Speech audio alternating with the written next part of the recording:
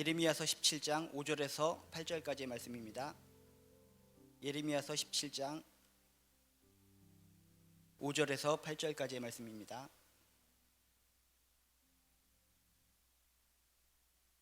예레미야서 17장 5절에서 8절까지의 말씀.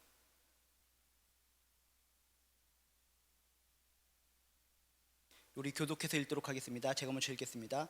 여호와께서 이와 같이 말씀하시니라. 무릇 사람을 믿으며 육신으로 그의 힘을 삼고 마음이 여호와에게서 떠난 그 사람은 저주를 받을 것이라.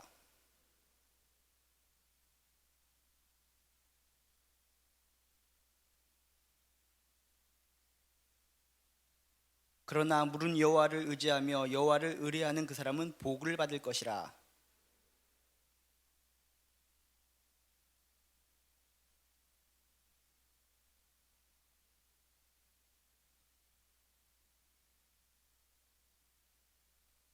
아멘. 우리가 명절을 보냈습니다. 설 명절을 보냈는데 사람들마다 명절 때마다 가지 못하고 오랫동안 기다리다가 참다가 그렇게 몇 년 만에 가는 분들이 있습니다. 그렇게 기다리다가 이번에는 꼭 가야지 그런 결단을 하고 정말 산 넘고 물 건너서 눈을 뚫고 폭풍을 뚫고 집에 갑니다. 정말 몇 년 만에 어머니를 만나는데 어머니가 나를 보고 얼마나 기뻐하실까, 그런 설레이는 마음을 가지고 집에 딱 들어가서 어무이 하고 딱 들어갑니다. 근데 자신을 반겨줄 줄 알았던 이 엄마가 멀뚱멀뚱 쳐다보면서 고개를 획 돌려버립니다. 너 누구냐? 이렇게 반응을 했을 때 그 몇 년 동안 기다리고 참다가 어머니를 찾아간 이 아들의 마음이 어떻겠습니까? 눈물이 핑 돌 것 같습니다. 가슴이 찢어질 것 같습니다. 좀 몇 년 동안 정말 어머니를 봐야 되겠다 기다려서 마침내 시간을 내서 좀 산 넘고 물 건너서 눈보라를 뚫고 집에 도착했는데 이 어머니가 고개를 획 돌리면서 난 널 모른다 라고 얘기했을 때 정말 그 가슴이 찢어질 것 같고 미칠 것 같은 느낌을 받을 거라는 겁니다. 예전에 이산가족 상봉이 있었는데 그때도 그런 일이 있었습니다. 50년이 넘도록 못 만났지 않습니까? 내가 이 북에 있는 이 어머니를 만나 뵙기 전에 나 죽지 않으리라 그런 소망을 품고 그런 목표를 가지고 열심히 살아갑니다. 죽지 않고 살아갑니다. 병들었다가도 발딱 일어나서 살아납니다. 그래서 결국은 만나게 됐습니다. 50년이 넘게 헤어져 살다가 드디어 만났으니까 얼마나 행복할까 기쁜 마음을 가지고 금강산에 딱 갔는데 그 엄마가 자신을 보자마자 고개를 확 돌리면서 난 널 모른다 라고 얘기했을 때 그 50년 넘게 기다린 그 안타까운 시간들, 가슴이 찢어질 것 같고 눈물이 핑 돌고 정말 답답할 것 같지 않습니까? 이런 경험을 우리는 나중에 하나님 앞에 가서 할 수도 있다는 것을 우리는 명심해야 됩니다. 우리는 크리스찬인데 하나님 나라를 소망으로 두고 살아갑니다. 참고 인내하면서 나름대로 하나님 나라를 소망으로 해서 나중에 하나님을 뵈면 하나님께서 나를 안아주실 거야, 하나님께서 나를 축제의 자리에 앉혀주실 거야, 하나님이 날 보고 기뻐하실 거야, 나름대로 생각을 하면서 그냥 그럭저럭 살아가는 겁니다. 그래서 열심히 교회 다니면서 헌금도 하면서 봉사도 하면서 그렇게 살아가는데 정말 나중에 마침내 하나님 앞에 딱 갔는데 하나님께서 고개를 획 돌리면서 난 널 모른다 라고 하시면 우리 가슴이 얼마나 찢어지겠습니까?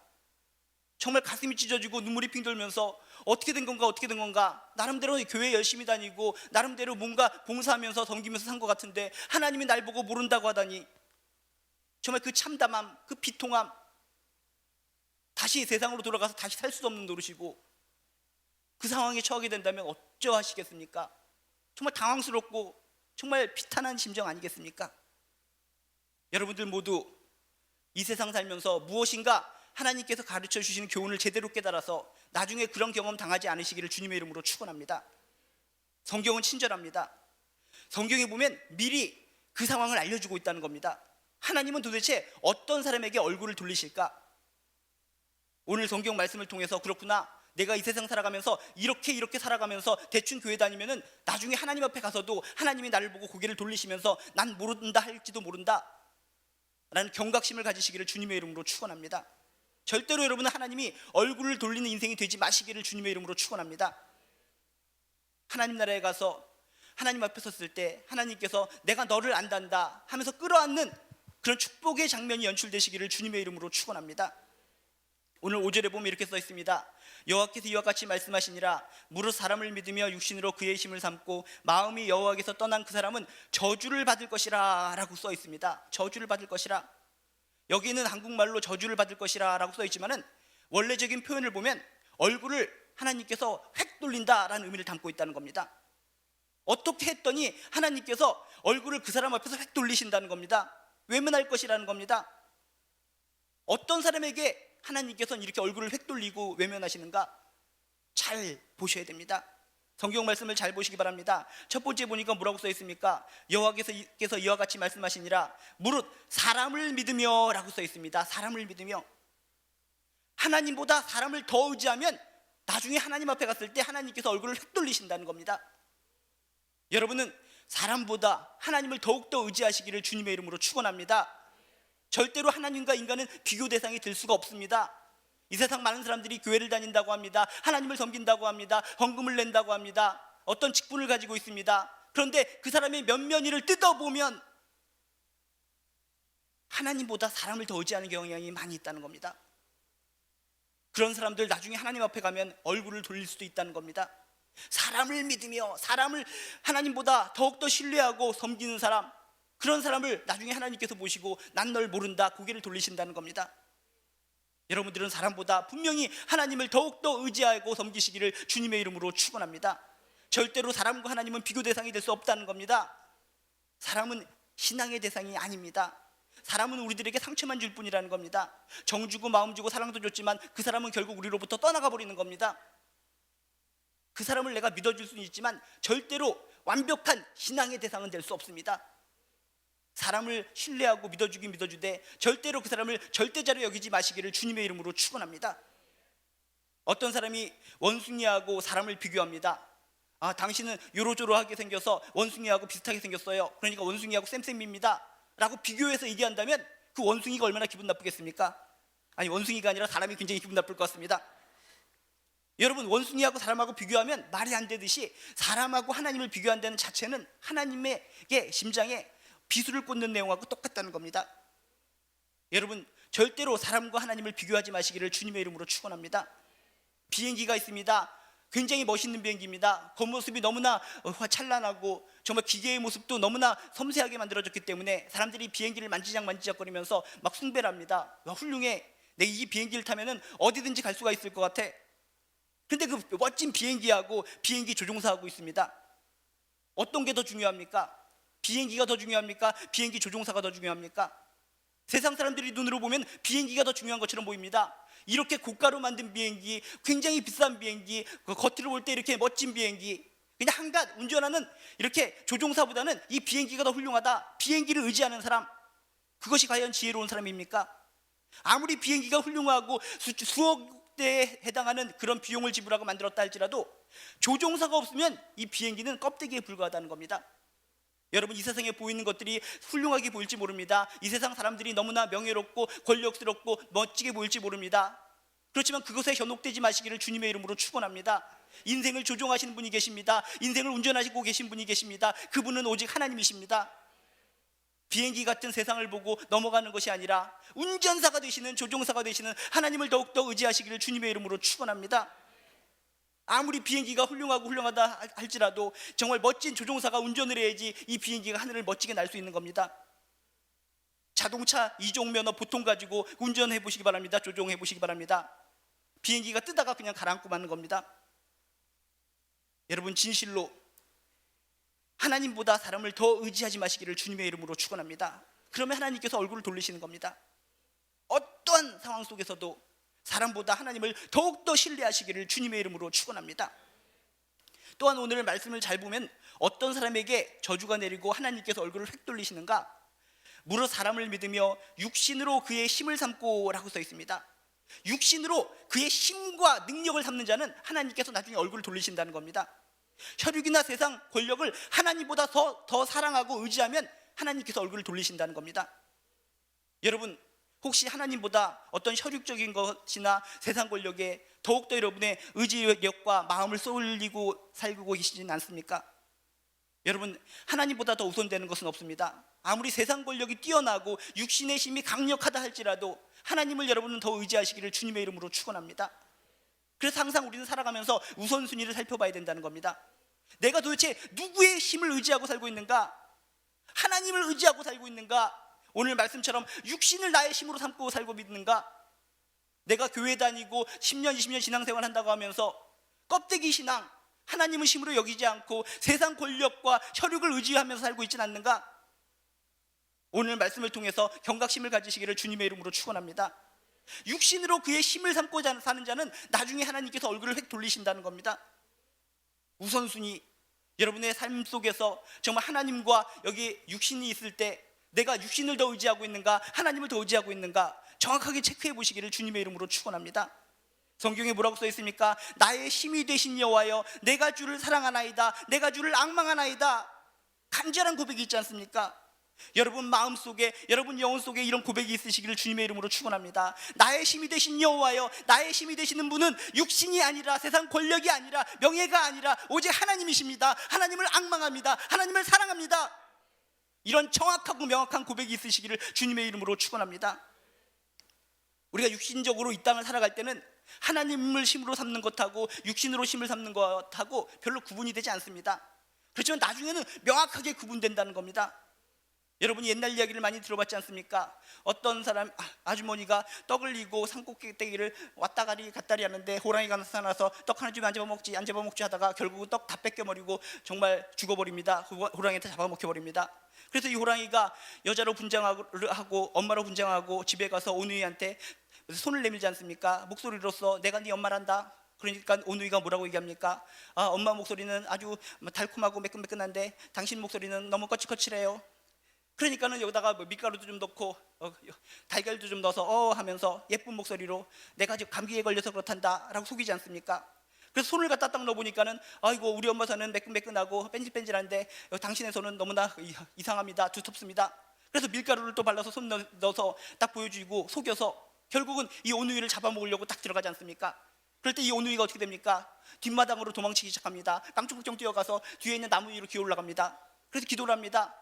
우리를 살려주시려거든 튼튼한 동아줄을 내려주시옵소서. 그랬더니 동아줄이 내려옵니다. 그래서 오누이가 그 밧줄을 붙잡고 올라가기 시작합니다. 그랬더니 호랑이가 따라 올라오더니 자기들도 자기한테도 동아줄을 내려달라고 부탁을 기도를 합니다. 그랬더니 역시 밧줄이 내려옵니다. 오누이하고 호랑이하고 똑같이 밧줄을 잡고 올라가는 겁니다. 그 상황만 보면 똑같은 겁니다.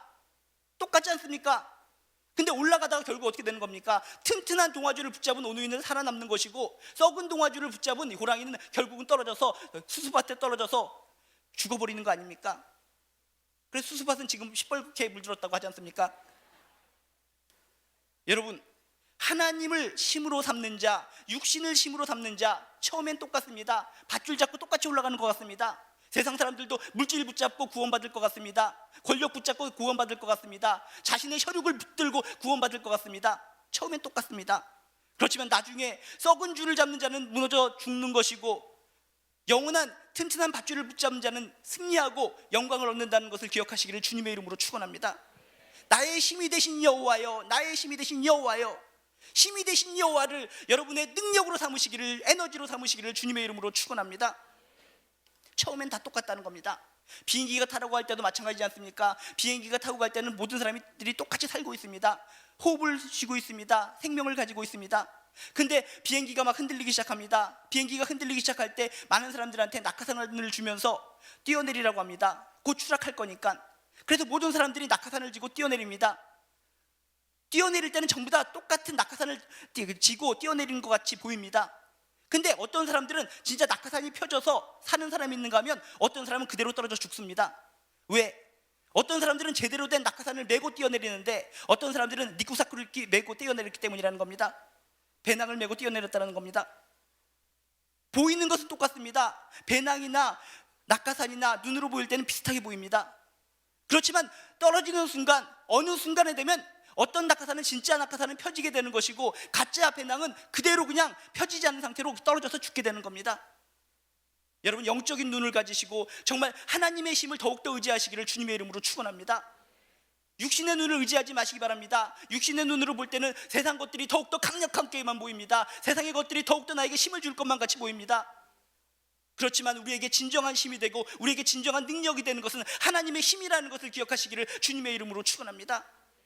육신으로 그의 힘을 삼는 자, 그런 자는 지금은 행복하게 살지 모르겠지만 나중에 하나님 앞에 갈 때 하나님께서 얼굴을 획 돌리신다는 겁니다.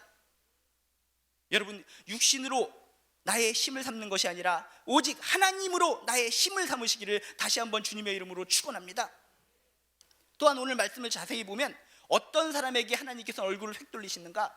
이렇게 써 있습니다. 마음이 여호와에게서 떠난 사람에게 하나님께서는 얼굴을 휙 돌리신다라고 말씀하셨습니다. 여러분, 항상 마음을 지키시기를 주님의 이름으로 축원합니다.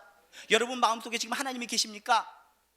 여러분의 마음을 지키지 않으면 나도 모르게 내 마음이 하나님으로부터 떠날 수가 있다는 겁니다.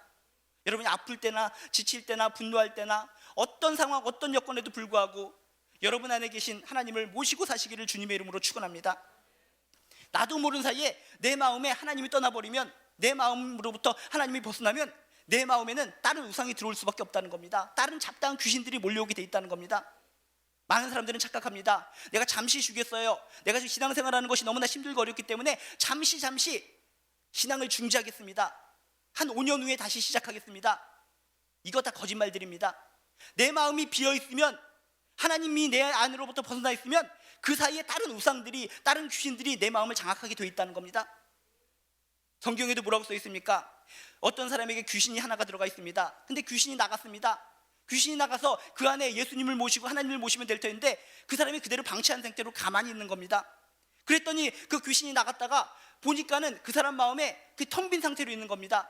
그래서 자기 친구 7 귀신을 데리고 다시 들어와서 더욱더 그 사람을 힘들게 했더라 라는 메시지가 있지 않습니까? 내 마음에 빈 공간은 없다는 겁니다. 하나님이 채워지지 않으면, 하나님이 내게서 떠나버리면 다른 잡다한 우상들이, 잡다한 귀신들이 내 마음을 가득 채운다는 겁니다. 마음이 여호와에게서 떠난 사람, 그 사람은 나중에 하나님이 볼 때 얼굴을 휙 돌리게 됩니다. 여러분 마음속에 계신 하나님을 꼭 움켜잡으시고 떠나지 않게 하시기를 주님의 이름으로 축원합니다. 그러기 위해서, 우리가 마음 속에 있는 하나님을 모시고 살기 위해서 우리에게 필요한 것은 무엇입니까? 그것은 항상 쉬지 않고 기도하는 삶이 우리에게 필요하다는 겁니다. 내 안에 있는 하나님을 꼭 모시고 살기 위해서 여러분 쉬지 않고 기도하시기를 주님의 이름으로 축원합니다. 여러분이 풍선을 불지 않습니까? 풍선을 불 때, 후후 불 때마다 풍선이 이렇게 커지기 시작합니다. 계속적으로 불고 있을 때 이 풍선이 그 상태를 유지하는 겁니다. 내가 잠시만 방심하고 여러분 부는 것을 멈춰보시기 바랍니다. 이게 풍선이 쪼그라들면서 풍선에 있는 바람이 내 허파로 쏙 들어가서 나도 모르게 목소리가 변합니다. 하면서 목소리가 그냥 쫙 변해버립니다. 그냥 후 불고 있었을 때는 몰랐는데 긴장을 내가 완화시키고 풍선 부는 것을 멈춰버리면은 이 풍선에 있는 몽땅 바람들이 내 허파 속으로 들어와서 완전히 내 허파가 망가지는 겁니다. 여러분 인생을 살아가면서 깨어 쉬지 말고 기도하라 라고 하는 하나님의 말씀을 무시하지 말고 살아가시기를 주님의 이름으로 축원합니다. 항상 긴장하는 가운데 여러분 안에 계신 하나님을 항상 지키며 살아가시기를 주님의 이름으로 축원합니다. 깨어서 기도하라, 깨어서 근신하라, 하나님이 이 시대를 살아가는 우리들에게 주시는 메시지입니다. 항상 기도하는 가운데 하나님이시여 내 하나님 붙들고 살아갑니다. 하나님이 나로부터 벗어나면 그 순간 나는 죽음입니다. 내 안에서 벗어나지 마라 주시옵소서. 하나님을 붙들고 살아갑니다. 항상 여러분 안에 계신 하나님을 확인하시기를 주님의 이름으로 축원합니다. 음식물도 그렇지 않습니까? 여러분 명절을 맞이해서 음식을 많이 했을 텐데 음식이 사람이 있는 가운데 자세히 살펴보면 사람들이 지키지 않으면 온갖 잡다한 파리들이 막 몰려오지 않습니까? 조금만 눈을 갖다 딴 데 돌려도 파리들이 왱왱거리면서 음식에 앉아버립니다. 그러면 그 음식은 우리가 먹기 좀 그렇지 않습니까? 항상 눈을 뜨고 파리가 날아올 때마다 막 지켜야 된다는 겁니다. 좀 까다로울 수 있습니다. 신경질 날 수 있습니다. 이놈의 파리 때문에 내가 신경 쓰이는구나. 그렇지만 음식을 내가 제대로 먹기 위해서는 파리가 날아오는 것을 좀 신경질 나더라도 짜증이 나더라도 지켜야 된다는 겁니다. 손을 흔들어야 된다는 겁니다. 때로는 내가 기도하는 것이 힘들 수 있습니다. 내가 교회 생활하고 하나님 믿는 것이 힘들 수도 있습니다. 그렇지만 여러분 내 안에 계신 하나님을 지키기 위해서 그 작은 수고를 마다하지 말으시기를 주님의 이름으로 축원합니다. 기도하면 내가 행복해지는 겁니다. 기도하면 기도해 줄수록 내 안에 계신 하나님은 더욱더 공고해지는 겁니다. 항상 간절하게 하나님이시여 내 마음을 벗어나지 말아 주시옵소서. 하나님이시여 내 안에서 오직 날 다스려 주시옵소서. 날 지배하여 주시옵소서. 이런 강력한 기도가 있으시기를 주님의 이름으로 축원합니다. 그래서 결론적으로 어떤 사람에게 하나님께서 나중에 얼굴을 돌리시는가? 눈에 보이는 힘을 보이지 않는 강한 하나님보다 더 의지했을 경우에 그 사람에게 하나님은 얼굴을 휙 돌리신다는 겁니다. 눈에 보이진 않지만은 여러분, 하나님을 더욱더 강력하게 의지하시기를 주님의 이름으로 축원합니다. 하나님이 얼굴을 획 돌린 백성들은 얼마나 불행한지 아십니까? 오늘 6절을 보면은 하나님의 얼굴을 획 돌린 백성들이 얼마나 불행한지를 적나라하게 우리에게 보여주고 있습니다. 그는 사막의 떨기나무 같아서 좋은 일이 오는 것을 보지 못하고 광야 간주한 곳 건건한 땅 사람이 살지 않는 땅에 살리라. 얼마나 불쌍한 모습입니까? 하나님의 얼굴을 획 돌린 백성들은 사막의 떨기나무와 같다는 겁니다.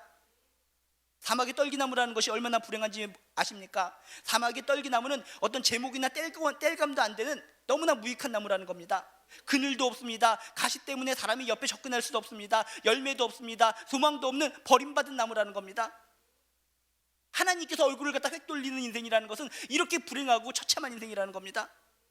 신약 성경에 계속 나오지 않습니까? 들을 귀 있는 자는 들을지어다. 바깥 어두운데 쫓겨나 거기서 울며 이를 갈미 있으리라. 하나님의 말씀을 귀담아 듣지 않고 막 살아가는 인생들이요, 너희들이 지금은 행복할지 모르겠지만, 너희들이 지금은 기쁨으로 살고 있을지 모르겠지만, 너에게 지금이 웃음이 있을지 모르겠지만, 나중에는 바깥 어두운데 쫓겨나 거기서 울며 이를 갈미 있으리라. 여러분, 영적인 귀를 가지시기를 주님의 이름으로 축원합니다. 영적인 귀를 가지고 하나님의 음성을 들으시기를 주님의 이름으로 축원합니다. 하나님께서 얼굴을 휙 돌려버리시면 사막의 떨기나무와 같은 인생이 된다는 겁니다. 얼마나 불쌍합니까? 하나님이 보시기에 세상에서 가장 불쌍한 인생은 하나님이 그 얼굴을 돌려버린 사람들이라는 겁니다. 여러분들은 모두 하나님의 얼굴을 돌려버린 분들이 아니라 하나님이 여러분들을 지켜보는 인생들 되시기를 주님의 이름으로 축원합니다. 민수기 6장 25절에 이런 표현이 있습니다.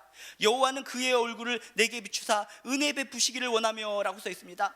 하나님께서 얼굴을 비추시는 거, 하나님께서 얼굴을 우리에게 보여주시는 것은 다 은혜의 상징이라는 겁니다. 여호와는 그의 얼굴을 내게 비추사 은혜 베푸시기를 원하며, 여러분에게 이런 축복들이 임하시기를 주님의 이름으로 축원합니다. 시편 67편 1절에도 이런 표현이 있습니다. 하나님은 우리에게 은혜를 베푸사 복을 주시고 그의 얼굴빛을 우리에게 비추사. 하나님의 얼굴빛을 우리에게 비춰줬을 때만 우리에게 축복이 임하고 은혜가 임한다는 겁니다. 여러분 모두 하나님이 외면하는 인생이 아니라 하나님의 얼굴빛을 여러분에게 비추는 인생 되시기를 주님의 이름으로 축원합니다. 그럼 어떤 인생이 하나님께서 얼굴을 비춰주는 인생인가?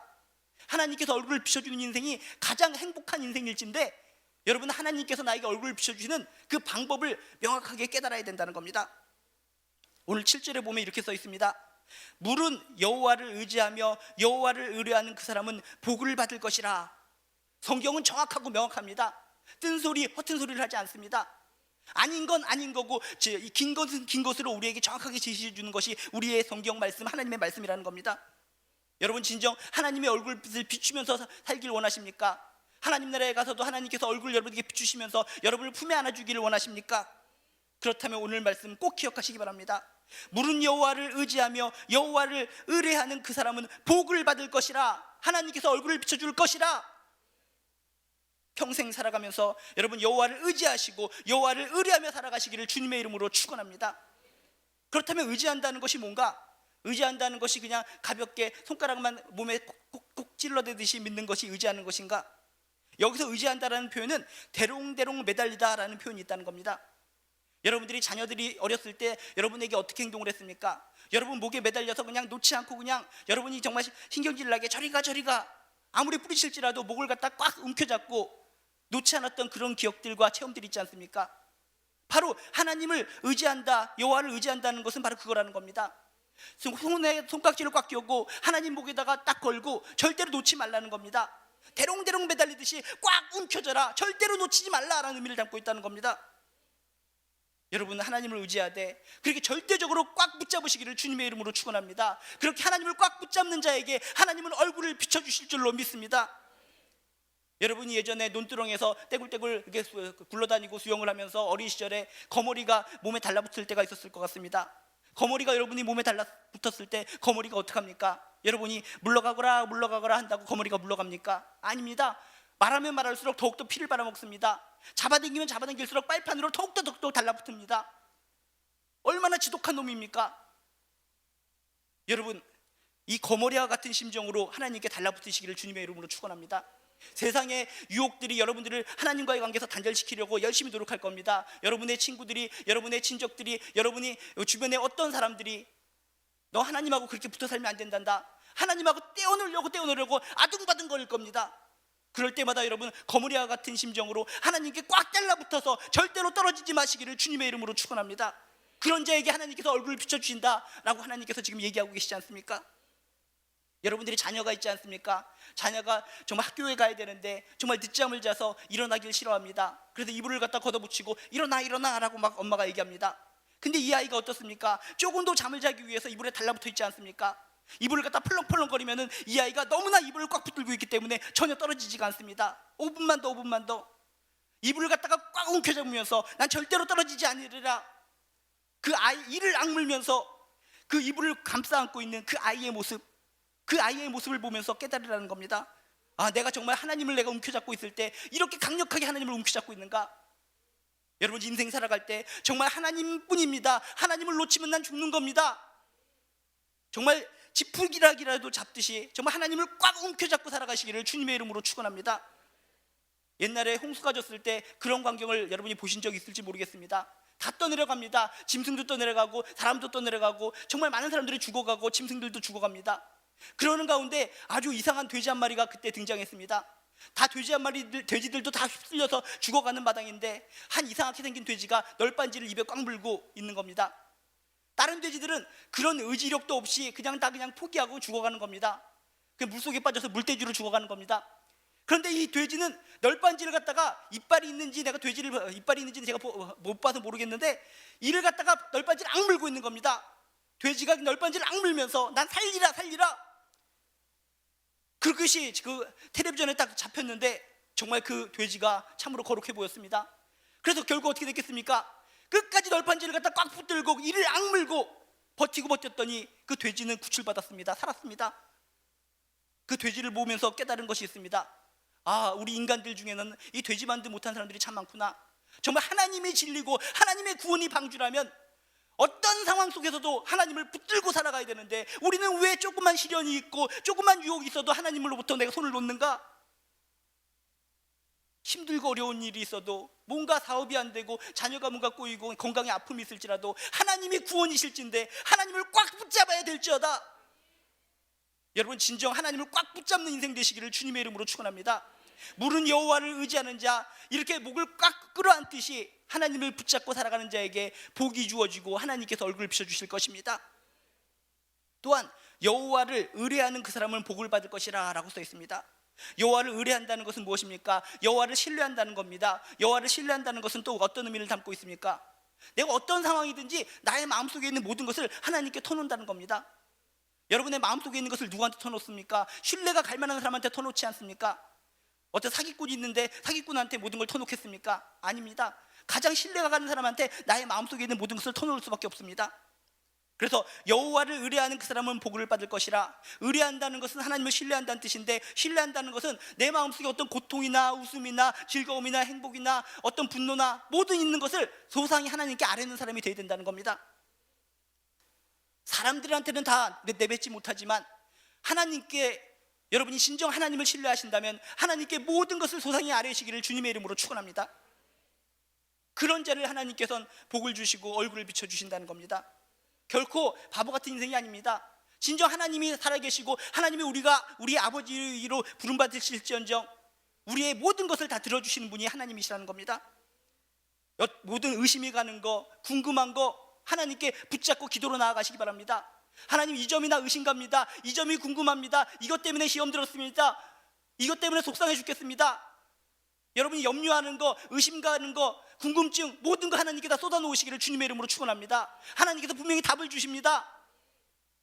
답을 주시는 하나님을 믿고 모든 것을 소상히 질문하고 아뢰시기를 주님의 이름으로 축원합니다. 옛날에 그런 적이 있었지 않습니까? 옛날에 어린 시절에 정말 몸이 아픈 애들이 많이 있었습니다. 배가 아픈 애들이 많이 있었습니다. 그래서 병원을 데리고 가면은 몸에 이게 문제가 있다라고 해서 약도 주고 처방을 해줬는데 그 당시에 어떤 애도 역시 배가 갑자기 너무나 아파가지고 병원에 실려갔습니다. 병원에 실려가서 눈을 뜨니까는 바깥 문 앞에서 의사 선생님하고 아빠랑 무슨 얘기하는 거 들렸습니다. 근데 무슨 얘기를 했나 해봤더니 약을 갖다 건네주는 것 같은데 이 약을 먹이십시오. 이 약을 먹이면은 반드시 죽을 겁니다. 이런 얘기를 갖다가 얼핏 들은 겁니다. 얼마나 공포감이 사로잡힙니까? 아이고 내가 정말 몹쓸병에 걸리기 때문에 그 약 먹고 그냥 죽여버리려나 보다. 그 당시 옛날 그 당시에는 정말 많이 죽어가는 애들도 많이 있었기 때문에 그런 상황 속에서 이 아버지를 믿지 못하고 어이구 절대로 아버지가 주는 약을 내가 먹지 말아야 되겠다, 이 아이가 결심하는 겁니다. 근데 아니나 다를까 이 아버지가 무슨 약을 들고 오더니 회심의 미소를 지으면서 이 아이에게 약을 주려고 하는 겁니다. 이 약을 먹어라, 이 약을 먹으면 배가 낫는단다. 근데 이 아이는 못 믿는 겁니다. 이 약이 무슨 약입니까? 그냥 자신의 마음속에 있는 거 아버지한테 처음부터 소상히 얘기하면은 뭔가 오해가 풀릴 텐데 이 아이는 아버지를 신뢰하지 못했기 때문에 질문을 못하는 겁니다. 말을 못하는 겁니다. 그저 일부분만 말을 듣고 이 약을 먹으면 죽을 것이다, 그것만 듣고 도망치기 시작하는 겁니다. 아버지가 날 죽이려고 하나 보다, 아버지가 날 죽이려고 하나 보다 하면서 약을 먹지 않기 위해서 그냥 아둥바둥거리는 겁니다. 아픈 배를 움켜잡고 떼굴떼굴 구르고 시궁창으로 굴러가고 어떤 통로로 들어가려고 하고 아둥바둥거립니다. 그렇지만 이 아빠는 자꾸 찾아서 이 아이의 아가리를 벌리고 거기다가 약을 팍 집어넣고 강제적으로 물을 넣어서 그냥 삼켜버리게 합니다. 이 아이는 죽었구나, 드디어 아버지의 손에 의해서 난 약 먹고 죽는구나 하면서 꼴까닥하고 죽는 척합니다. 근데 약을 먹고 죽는 줄 알았는데 죽지 않는 겁니다. 그때서야 아버지한테 질문하는 겁니다. 아버지가 나한테 독약을 주셨는데 내가 왜 안 죽는 겁니까? 아버지가 얘기하는 겁니다. 너 뭘 오해를 했구나. 내가 준 약은 회충약이다, 회충약. 이 약을 먹으면 네 안에 있는 회충이 다 죽게 돼 있다. 의사 선생님이 얘기했어. 이 약만 먹으면 네 안에 있는 회충이 다 죽을 거라고. 그때서야 이 아이는 착각을 했구나. 처음부터 아버지를 신뢰하고 아버지 이게 무슨 약이에요? 아까 내가 의사 선생님하고 아버지하고 무슨 얘기를 들었는데 내가 좀 약간 오해한 것 같은데, 처음부터 아버지를 신뢰하고 모든 걸 얘기했더라면 도망칠 일도 없고 배를 움켜잡고 떼굴떼굴 굴릴 일도 없고 좋게 약 먹고 회충은 죽고 건강 회복되는 거 아닙니까? 우리의 인생도 마찬가지라는 겁니다. 여러분, 하나님에 대해서 의심이 생기십니까? 하나님에 대해서 무슨 궁금점이 있으십니까? 왜 그것 때문에 시험 받아서 교회를 떠나고 왜 엉뚱한 데로 가서 인생을 망치는 겁니까? 그런 여러분의 동료들이 너무나 많이 있지 않습니까? 궁금하십니까? 의심이 나십니까? 소상히 모든 것을 하나님께 아뢰시기를 주님의 이름으로 축원합니다. 하나님, 이것이 궁금해 죽겠습니다. 이것이 이해가 되지 않습니다. 이것이 의심이 납니다. 하나님은 살아계신 분으로 믿습니다. 이 의심을 해결시켜 주시옵소서. 하나님께서 여러분에게 분명히 답을 주시리라 믿습니다. 하나님을 신뢰하시기 바랍니다. 모든 것이든지 하나님께 털어놓으시기를 주님의 이름으로 축원합니다. 그런 자에게 복이 임할 것이고 하나님께서 얼굴을 비춰주시리라 믿습니다. 이렇게 우리가 하나님을 의지하고 하나님을 신뢰하고 살아갔을 때 얼마나 큰 축복이 많은가. 8절에 보면 읽기만 해도 우리의 마음이 너무나 행복해집니다. 그는 물가에 심어진 나무가 그 뿌리를 강변에 뻗치고 더위가 올지라도 두려워하지 아니하며 그 잎이 청정하며 가뭄은 해에도 걱정이 없고 결실이 그치지 아니함 같으니라. 얼마나 아름다운 축복입니까? 그 뿌리를 강변에 뻗친다. 늘 생명력 있는 삶을 산다는 겁니다. 늘 에너지가 충만한 삶, 활력 있는 삶을 살아갈 수 있다는 겁니다. 두려워하지 않는 삶, 늘 자신감 넘치는 삶을 살 수 있다는 겁니다. 걱정 근심이 없는 삶, 얼마나 행복한 삶입니까? 열매가 항상 맺는 삶. 여러분, 이런 축복이 여러분에게 주어지기를 주님의 이름으로 축원합니다. 사막 같은 이 세상 속에서 오아시스에 사는 이런 나무와 같은 인생을 살아간다면 얼마나 행복이고 얼마나 축복된 인생이겠습니까? 여러분에게 이런 정말 시냇가에 심은 나무와 같은 아름다운 축복이 여러분에게 임해지기를 주님의 이름으로 축원합니다. 그러기 위해서 딱 한 가지를 기억해야 된다는 겁니다.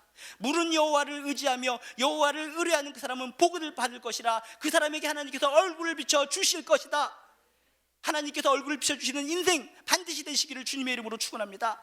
하나님을 강력하게 붙들고 하나님을 강력하게 신뢰하고 시냇가에 심은 이 나무와 같은 아름다운 인생, 청청한 인생 되시기를 다시 한번 주님의 이름으로 축원드립니다.